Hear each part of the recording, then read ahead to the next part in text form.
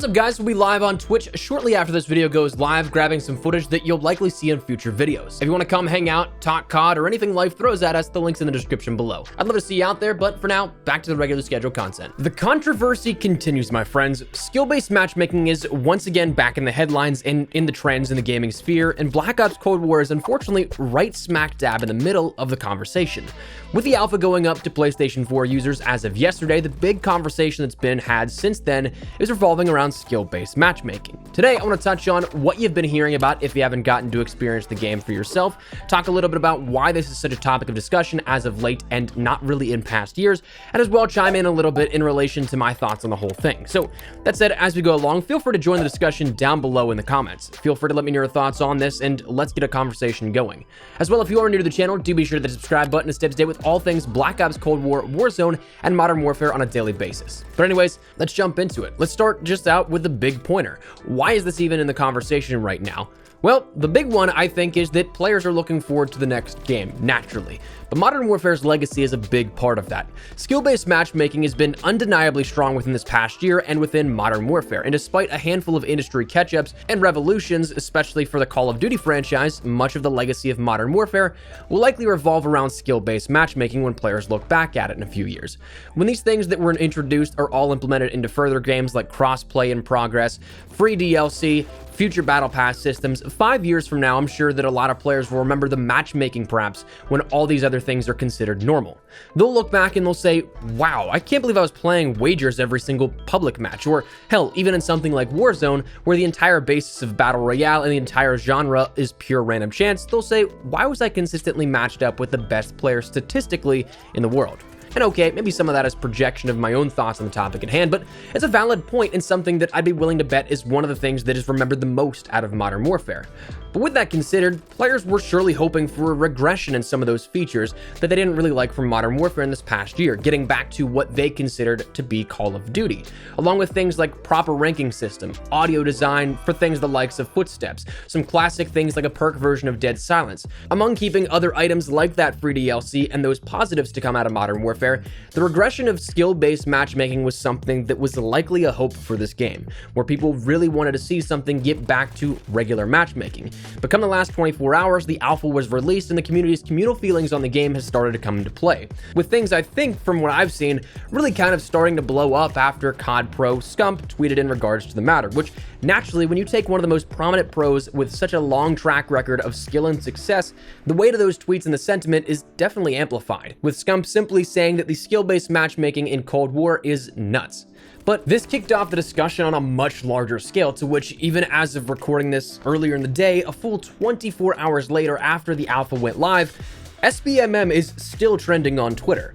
So here's the thing though, how much of this is anecdotal, how much of this is just a knee-jerk reaction, and how much of it is hard evidence and fact? Well, the problem is that right now, there truly is no way to test and to have a definitive answer to see just how alike it is for Modern Warfare, whether or not it's something that's more lenient than Modern Warfare's, whether or not it's something that's more strict than Modern Warfare's. There's just simply not enough that we're able to use to track. One, there's no stat pooling API that's out there in the wild to be able to see people's statistics after every single game. There is no data logs of that on the public side of things. Also, there's just simply not enough time to accurately test and even pull that data if you wanted to, simply because the alpha is going to be around for today into tomorrow, and that's it. But here's the thing, skill-based matchmaking is always in COD, so the question really should shift focus from not is skill-based matchmaking there, because that's kind of too vague in a blanket statement. I mean, throughout the years, we've had various types of skill-based matchmaking. Previously, it's been party-based. Previously, we've seen stat-dependent based. Previously, we've seen rank-dependent based skill-based matchmaking. That's even something that even was brought into the forefront of discussion once again, when this whole discussion started to really blow up. Martin Donlin, the director of technology at Treyarch, chimed in on saying that all these past Call of Duties had skill-based matchmaking, which may be a lesser-known fact for some players, but is still a fact of the matter, to which he ended up following blowing up a string of texts saying that it was false, saying that he ended up writing the Black Ops 2 implementation for skill-based matchmaking, and it's something that it's one of many tunable parameters in a matchmaking system, that it's not just one switch that developers can turn on and off. So the question really should be, how strict is skill-based matchmaking? And admittedly, giving my own first-hand accounts here at this one, I think that I saw both sides of this controversy. My first few games, I didn't think that I could die. I didn't think I was going to drop anything less than 50 kills a game, and that carried on admittedly for a good part of the day and the evening when I was playing and streaming. I was playing with friends, admittedly, though, also who were pretty good, so perhaps that was a quicker learning curve and gave us a little bit more of an advantage there, having some callouts, some map knowledge, and maybe that really helped the case here. But then as the evening progressed, you saw a sharp downturn where I could get streaks, yes, but nowhere near where I was getting them a few hours earlier. Not in the same length, not in the same time frame. We started having games where I was recognizing names. I started running into full stacks and things progressively got more and more competitive, almost like the first few hours collected data and sorted it into an almost elo bracket. Now, where I still am up in the air on it is that I did still have, in that later period, some matches where I did fry. I was slaying out, which I'm not really able to do in a comparative Modern Warfare lobby. If I'm warmed up in a Modern Warfare match later on throughout the day, it's going to be something where maybe I go on a VTOL streak, an advanced UAV streak, but I'm not getting much more than a 15 kill streak most of the times, just the way everything is worked out. So really, I don't know what's going on firsthand. I'm just kind of viewing the topic with limited firsthand knowledge and giving my 2 cents on it. But as for skill-based matchmaking as of a recent nature and what's in question, I guess the big question in play is, why is this even a thing? Why is it something that is even there in the format that it's in right now? Well, statistics unfortunately show that casuals are often more than likely to stick around. So for those 80% of the unspoken majority out there within the Call of Duty community, the people that only play on the weekends or one game or two every couple of days, they're happy with that sort of stuff, and it keeps them around the game because they're not immediately getting stomped. And while you and I may very much so disagree with that, the suits at the executive level of Activision, they see the bottom line, they see that that price tag and that player retention generates them more revenue, and so therefore they feel like they've found a model that works. Now, why is this a problem though? Because casual players, again, it doesn't really bother them so much, but they don't play as much. They don't invest the time and they're not as passionate about it as maybe, say, you and I are. But the highest caliber of players are sure in the minority, yes, but they're the ones that are really getting the shaft here at this one, because this then creates no variance in gameplay whatsoever. You start to see a very strict meta of weapons, like we see in Warzone and Modern Warfare. The Bruin, the Growl, the MP5, the M4, the Origin 12, these weapons have all reigned supreme in the last year for various different reasons, but mostly because at the time, they were the best weapons and the best players were using them, and if you were using anything else, you were likely going to lose those gunfights. So even in an alpha, you can see those sort of things come into play, where you have the Krig, you have the AK-74U, you have these weapons that are absolutely crushing others, so you'll start to even create an imbalance, and some meta weapons will be the only things you can use if you want to do well. Same thing goes with tactics and different routes on the map.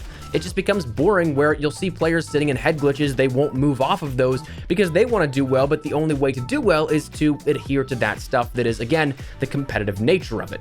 And for that reason, myself and plenty others in the community dislike it, and I'm sure that many of you watching will feel the same way.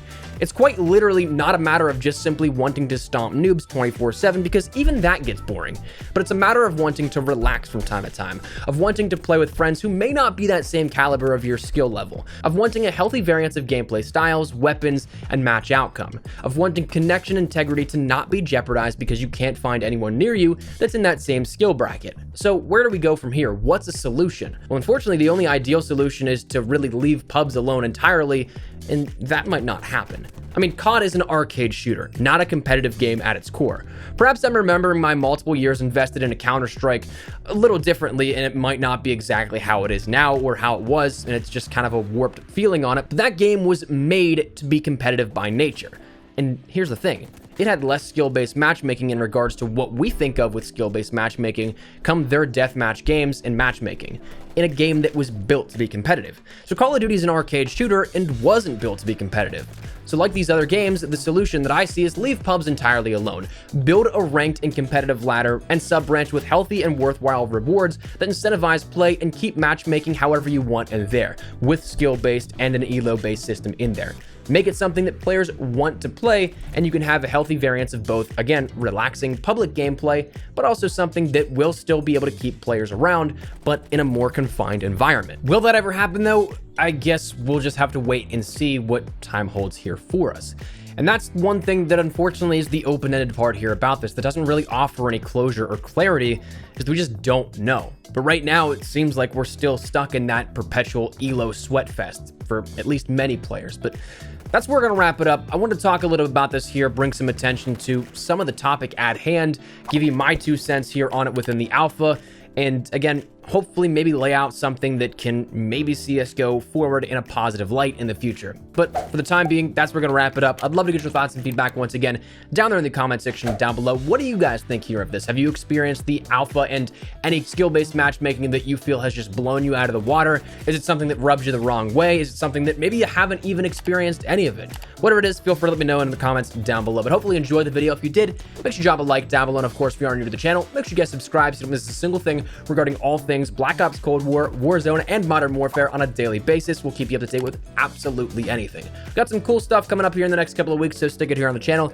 But if you also want to follow me over on Twitter and Instagram, those are the best places to keep connecting outside of YouTube. Probably live on both those. So if you guys want to strike up a conversation, ask me a question, whatever it may be, that link is down there in the description below. That said, thanks so much for watching. My name is Espresso. I'll see you guys later.